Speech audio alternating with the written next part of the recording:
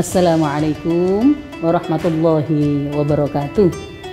Alhamdulillahilladzi qala fi kitabihil karim. A'udzu billahi minasyaitonir rajim. Bismillahirrahmanirrahim. Ya ayyuhalladzina amanu kutiba alaikumussyam kama kutiba alal ladzina min qablikum la'allakum tattaqun. Alhamdulillahirabbil alamin. Sekarang kita sudah memasuki bulan Ramadan 1443 Hijriah ya, atau 2022 Masehi. Alhamdulillahirabbil alamin. Mudah-mudahan amal ibadah kita di bulan Ramadan ini diterima oleh Allah Subhanahu wa taala. Ya, kalau kita melihat sejarah dari Ramadan ini menunjukkan bagi kita bahwa ajaran Islam itu adalah ajaran yang berproses. Intinya ajaran yang tidak ujuk-ujuk. Proses dari diperintahkannya puasa di bulan Ramadan ini ada sangat panjang sekali ya.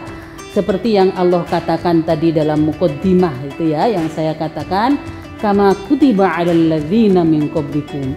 Jadi Allah Subhanahu wa taala sudah pernah mewajibkan bulan puasa seperti ini kepada umat-umat sebelum Nabi Muhammad ya.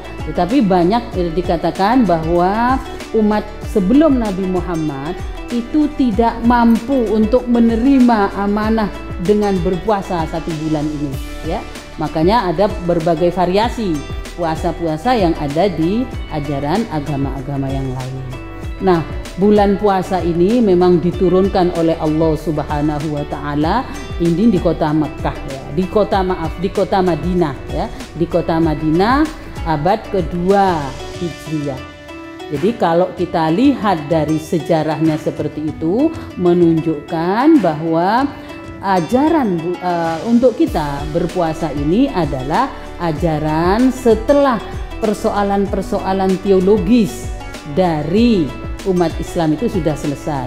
Ajaran-ajaran yang diturunkan di Madinah itu ajaran-ajaran yang meneguhkan ketauhidan kan. Kemudian ajaran-ajaran yang berada dan diperintahkan di Madinah itu adalah ajaran-ajaran yang lebih mengedepankan kepada hal-hal yang sosiologis, dan juga ada hal-hal yang seperti pada ajaran puasa di bulan Ramadan ini. Ajaran puasa itu dalam Kitabus Sofro ya, Kutubus Sofro banyak diceritakan bahwa ajaran puasa yang pada bulan Ramadan seperti sekarang ini banyak ditolak oleh umat sebelum Nabi ya. Yang disebut dalam Kutubus Sofro itu yang disebut dengan masyarakat jahiliyah menolak untuk melaksanakan puasa 30 hari ini. Dan ketika itu ditawarkan kepada Rasulullah, lalu Rasulullah menerima, yaitu pada 2 Hijriah itu.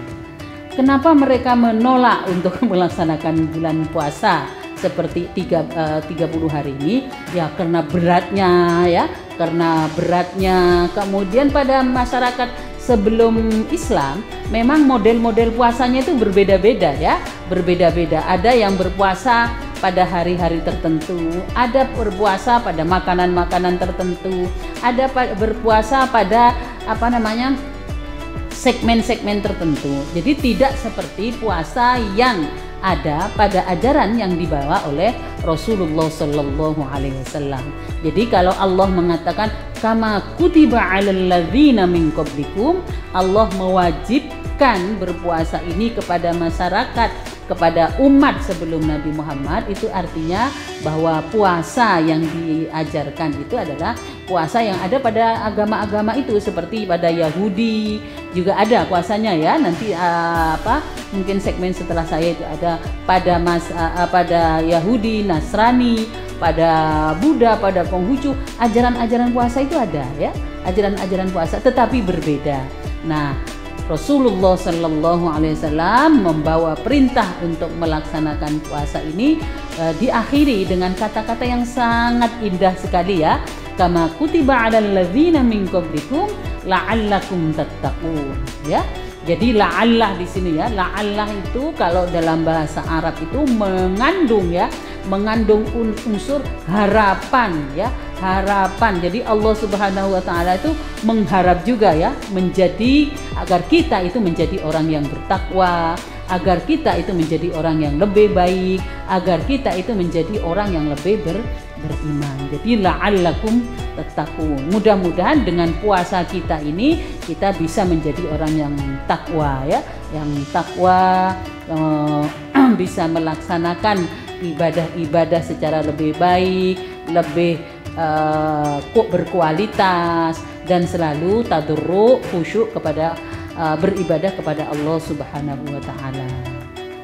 Ya, Rasulullah Shallallahu alaihi wasallam sebelum mendapatkan perintah untuk melaksanakan puasa Ramadan, Rasulullah itu sudah terbiasa ya untuk berpuasa di bulan Asyura, untuk berpuasa di tanggal 13, 14, 15 yang kita kenal dengan puasa Baido ya, sebelum mendapatkan ini. Tapi Rasulullah setelah mendapatkan perintah untuk melaksanakan puasa di bulan Ramadan, maka Rasulullah melaksanakan ini. Kemudian yang puasa Asyura, puasa di Yaumul Baido itu menjadi sunnah, bukan lagi menjadi hal yang dilaksanakan dan merupakan kewajiban ya. Jadi puasa Ramadan ini diperintahkan pada 2 Hijriah ya, atau 624 Masehi. Ya, setelah persoalan-persoalan teologis itu sudah selesai. Maka penting bagi kita sebagai sebuah lesson learn untuk memahami bahwa ajaran puasa ini adalah sebuah ajaran yang menyeimbangkan ya. Jadi ajaran keseimbangan ya, keseimbangan fisik, keseimbangan psikis, dan keseimbangan biologis. Jadi 3 hal itu ya. Pada ayat-ayat yang lain maupun dalam hadis itu tentang sejarah puasa dan bagaimana melaksanakan keseimbangan itu diajarkan dan itu sudah tertera. Misalnya pada keseimbangan biologis, itu ada ayat yang lain ya yang menunjukkan, dalam ayat itu ditunjukkan, ayatnya sangat panjang sekali ya, tetapi itu ditunjukkan bagaimana bahwa puasa itu tidak dilaksanakan sepanjang 1 hari 1 malam, tapi dilaksanakan sepanjang hari. Kemudian pada malam harinya manusia itu sudah bisa melaksanakan makan, bisa melaksanakan kehidupan yang normal. Bahkan nyun sewu kalau yang sudah berkeluarga ya sudah biasa lagi. Kemudian nanti setelah sahur dia baru ngeker lagi, apa yang disebut dengan imsak. Jadi ajaran Islam luar biasa untuk menyeimbangkan kehidupan manusia, sekali lagi baik dari aspek biologis, aspek psikologis, dan juga keseimbangan dari aspek sosiologis juga ya. Bagaimana dalam ajaran puasa ada dijelaskan kepentingan untuk melaksanakan sedekah, kepentingan untuk melaksanakan silaturahim, ajaran-ajaran tentang ajaran-ajaran untuk sholat tarawih, memperbanyak ibadah-ibadah, baik itu ibadah mahdhah maupun ibadah ghairu mahdhah, baik itu hablum minallah, hablum minannas. Itu sangat banyak sekali pahalanya di bulan Ramadan ya. Jadi intinya saya ingin mengatakan bahwa sejarah panjang perjalanan perintah untuk melaksanakan bulan Ramadan itu sebagai sebuah catatan bagi kita betapa besarnya bulan Ramadan ini, baik itu dari aspek pahala maupun dari aspek yang lain. Saya kira itu ya. Wabillahi taufiq wal hidayah. Wallahul muwaffiq ila aqwamit thoriq. Assalamualaikum warahmatullahi wabarakatuh.